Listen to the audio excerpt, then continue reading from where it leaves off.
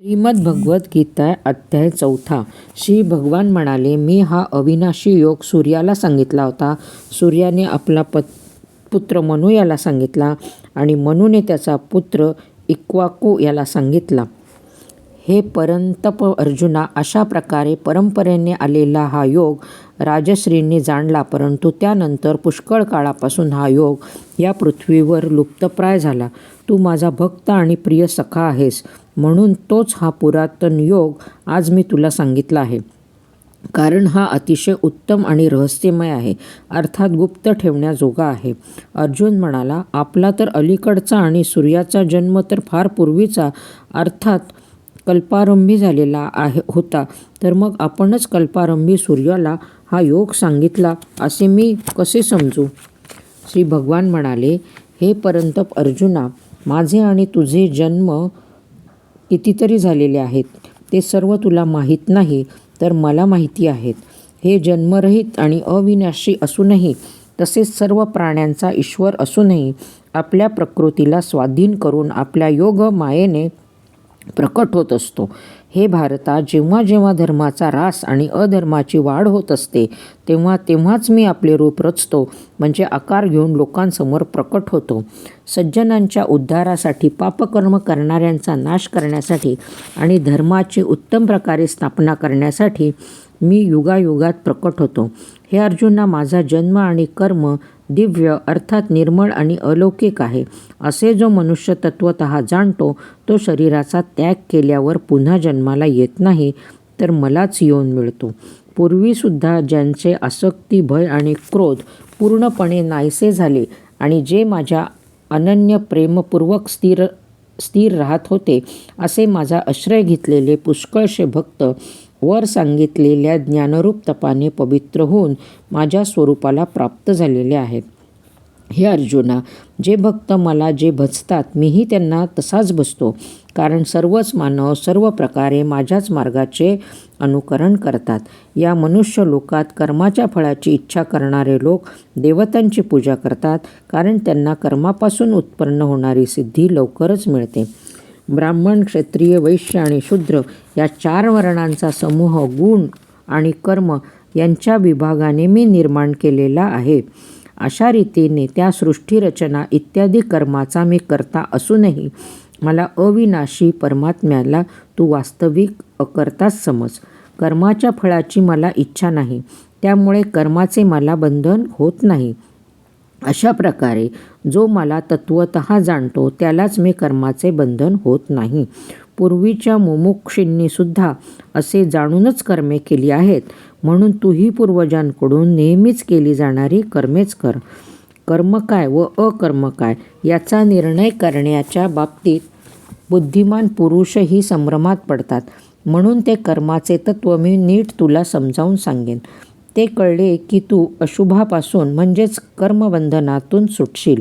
कर्माचे स्वरूपही जाणले पाहिजेत आणि अकर्माचे स्वरूपही जाणले पाहिजेत, तसेच विकर्माचे स्वरूपही जाणले पाहिजे. कारण कर्माचे तात्मिक स्वरूप समजण्यास कठीण आहे. जो पुरुष कर्मामध्ये अकर्म पाहिल आणि अकर्मामध्ये कर्म पाहिल, तो मनुष्यामध्ये बुद्धिमान होय आणि तो योगी सर्व कर्मे करणार आहे. ज्याची सर्व शास्त्रसंमत कर्मे कामनारहित व संकल्परहित होत असतात, तसेच ज्याची सर्व कर्मे ज्ञानरूप अग्नीने जळून गेली आहेत, त्या महापुरुषाला ज्ञानी लोकही पंडित म्हणतात. जो पुरुष सर्व कर्मामध्ये आणि त्याच्या फलांमध्ये आसक्ती पूर्णपणे टाकून, तसेच सांसारिक आश्रय सोडून देऊन परमात्म्यात नित्य तृप्त असतो, तो कर्मामध्ये उत्तम प्रकारे वावरत असूनही वास्तविक काहीच करत नाही. ज्याने अंतःकरण व इंद्रियासहित शरीर जिंकले आहे आणि सर्व भोग सामग्रीचा त्याग केला आहे, अशा नसलेल्या मनुष्य केवळ शरीरसंबंधीचे कर्म करीत राहूनही पापी होत नाही. जो इच्छेशिवाय आपोआप मिळालेल्या पदार्थामध्ये नेहमी संतुष्ट असतो, ज्याला मत्सर मुळीच वाटत नाही, जो सुख दुःख इत्यादी द्वंद्वाचा पूर्णपणे पार गेलेला आहे, अशा सिद्धीत व असिद्धीत समभाव ठेवणारा कर्मयोगी कर्मे करत असून त्याने बांधला जात नाही. ज्याची आसक्ती पूर्णपणे नाहीशी झाली आहे, जो देहाभिमान आणि ममत्व यांनी रहित आहे, ज्याचे चित्त नेहमी परमात्म्याच्या ज्ञानात स्थिर आहे, अशा केवळ यज्ञासाठी कर्म करणाऱ्या माणसाची संपूर्ण कर्मे पूर्णपणे नाहीशी होतात. ज्या यज्ञात अर्पण अर्थात श्रुवा आधीही ब्रह्म आहे आणि हवन करण्याजोगे द्रव्यसुद्धा ब्रह्म आहे, तसेच ब्रह्मरूप कर्त्याच्या द्वारा ब्रह्मरूप अग्नीमध्ये आहुती देण्याची क्रियाही ब्रह्म आहे.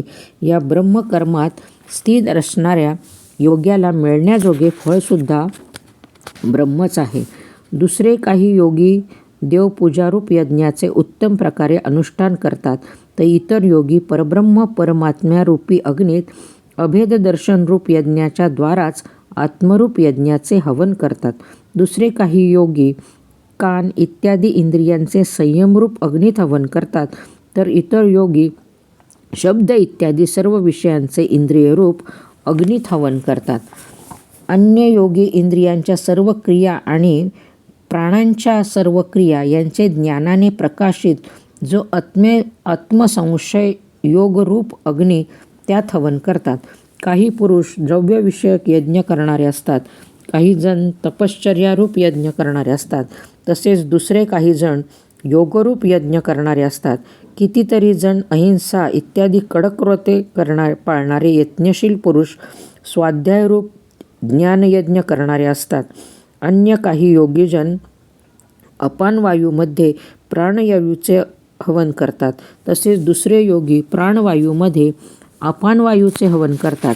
त्याचप्रमाणे इतर कितीतरी नियमित आहार घेणारे प्राणायामाविषयी तत्पर पुरुष प्राण व अपानाची गती थांबवून प्राणांचे प्राणांतच हवन करत असतात. हे सर्व साधक यज्ञांच्या द्वारा पापांचा नाश करणारे व यज्ञ जाणणारे आहेत. हे कुरुश्रेष्ठ अर्जुना, यज्ञातून शिल्लक राहिलेल्या अमृताचा अनुभव घेणारे योगी सनातन परब्रह्म परमात्म्याला प्राप्त होतात व यज्ञ न करणाऱ्या पुरुषाला हा मनुष्य लोकसुद्धा सुखदायक होत नाही, तर परलोक कसा सुखदायक होईल.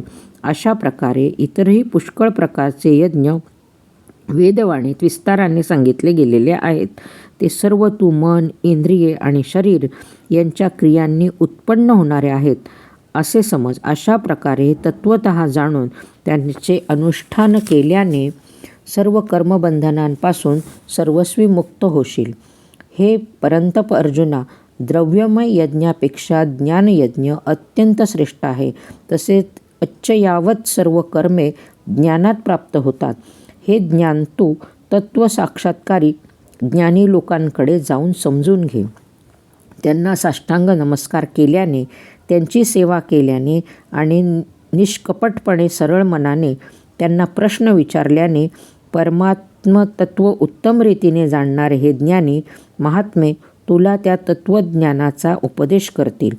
हे जाणल्याने पुन्हा तू अशा प्रकारच्या मोहात पडणार नाहीस. तसेच हे अर्जुना, ज्या ज्ञानामुळे तू सर्व प्राणीमात्र पूर्णपणे प्रथम आपल्यात आणि नंतर मज सच्चिदानंद घन परमात्म्यात पाहशील. जरी तू इतर सर्व पाप्यांहूनही अधिक पाप करणारा असलास, तरीही तू ज्ञानरूप नौकेने खात्रीने संपूर्ण पापसमुद्रातून चांगल्या प्रकारे तरून जाशील. कारण हे अर्जुना, ज्याप्रमाणे पेटलेला अग्नी इंधनाची राख करतो, तसा ज्ञानरूप अग्नी सर्व कर्माची राखरंगोळी करतो. या जगात ज्ञानासारखे पवित्र करणारे खात्रीने दुसरे काहीही नाही. हे ज्ञान कितीतरी काळाने कर्मयोगाने अंतःकरण शुद्ध झालेल्या माणूस आपोआपच आपल्या आत्म्यात प्राप्त करून घेतो. जितेंद्रिय, साधन तत्पर आणि श्रद्धाळू माणूस ज्ञान मिळवतो आणि ज्ञान झाल्यावर तो तत्काळ भगवत प्राप्तिरूप परम शांतीला प्राप्त होतो. अविवेकी आणि श्रद्धा नसलेला संशयी मनुष्य परमात्म्यापासून खात्रीने भ्रष्ट होतो. संशयी माणसाला ना हा लोक, ना परलोक, ना सुख.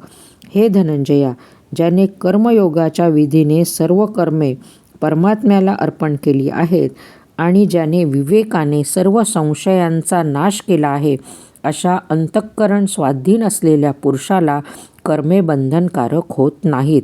म्हणून हे भरतवंशी अर्जुना, तू हृदयात असलेल्या या अज्ञानाने उत्पन्न झालेल्या संशयाचा विवेक ज्ञानरूप तलवारीने नाश करून समत्वरूप कर्मयोगात स्थिर राहा आणि युद्धाला उभा राहा.